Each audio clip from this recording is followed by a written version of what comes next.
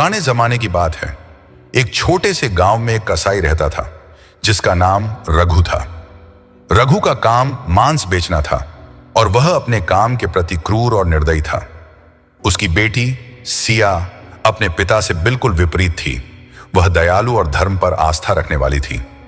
सिया हमेशा अपने पिता को निर्दोष जानवरों पर अत्याचार करते देख दुखी हो जाती थी, पर अपने पिता की कठोरता के कारण कुछ कहने से डरती थी। एक दिन गांव में एक साधु का आगमन हुआ। साधु ने सभी को बताया कि हर इंसान अपने कर्मों का फल अवश्य भोगता है। साधु की बातों ने सिया को गहराई से प्रभावित किया। वह रात दिन प्रार्थना करने लगी कि उसके पिता के मन में दया और प्रेम का संचार हो। कुछ समय बाद अजीब घटनाएं होने लगी। रघु की दुकान पर मांस बेचते समय उसे कभी कभी डरावनी परछाइयां दिखाई देने लगी। उसे नींद में सपने आते जिनमें जानवरों की आत्माएं उसे घेरे रहती थीं।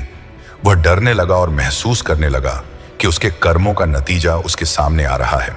फिर एक रात सिया ने प्रार्थना करते हुए अपनी मां दुर्गा से प्रार्थना की कि उसके पिता के दिल में दया उत्पन्न हो। चमत्कारिक रूप से अगले दिन से रघु का व्यवहार बदलने लगा। वह अधिक शांत, दयालु और पशुओं के प्रति सहानुभूतिपूर्ण हो गया। उसने मांस बेचने का काम छोड़ दिया और एक साधारण किसान के रूप में जीवन बिताने का फैसला किया। रघु के इस परिवर्तन से गांव में चर्चा होने लगी। लोग कहते थे कि यह उसकी बेटी सिया की पूजा और आस्था का ही फल है। धीरे धीरे सिया की कहानी गांव से बाहर भी फैल गई। आसपास के गांवों के लोग भी उसके दर्शन करने आते और उसके चमत्कारिक आशीर्वाद की कहानियां सुनाते। सिया को किसी देवी की तरह पूजने लगे और गांव वालों का विश्वास था कि वह अपने पिता की पापों का प्रायश्चित करने के लिए धरती पर आई है। रघु, जो कभी कठोर और निर्दयी था, अब पूरी तरह से बदल चुका था। अब वह गरीबों की मदद करता, जानवरों की देखभाल करता और सिया के साथ मिलकर धर्म कर्म में जुट गया। उसने एक छोटा सा मंदिर बनवाया जहां सिया रोज पूजा करती और गांव वाले वहां आकर सिया से आशीर्वाद मांगते। एक दिन गांव में अकाल पड़ा और खाने पीने की बहुत कमी हो गई। लोग भूख से परेशान हो उठे। सिया ने उस समय पूरे गांव के लिए भोजन का इंतजाम किया। उसने अपनी आस्था और प्रार्थना के दम पर गांव के कुएं को कभी न सूखने वाले पानी का स्रोत बना दिया। अब गांव में पानी की कोई कमी नहीं थी और सभी को जीवन दान मिला।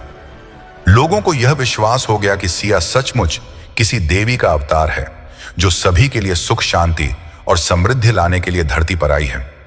कसाई की बेटी अब पूरे गांव के लिए आस्था का प्रतीक बन गई। उसकी कहानी पूरे राज्य में फैल गई और लोग दूर दूर से उससे मिलने और उसका आशीर्वाद लेने आने लगे। सिया की यह अद्भुत और चमत्कारिक कहानी यह सिखाती है कि अगर सच्चे मन से भगवान की आराधना की जाए और अपने कर्म अच्छे रखे जाएं, तो बढ़े से बढ़ा पाप भी मिट सकता है। यह कहानी आज भी लोगों को प्रेरणा देती है कि जीवन में दया, प्रेम और आस्था से बड़ा कोई धर्म नहीं।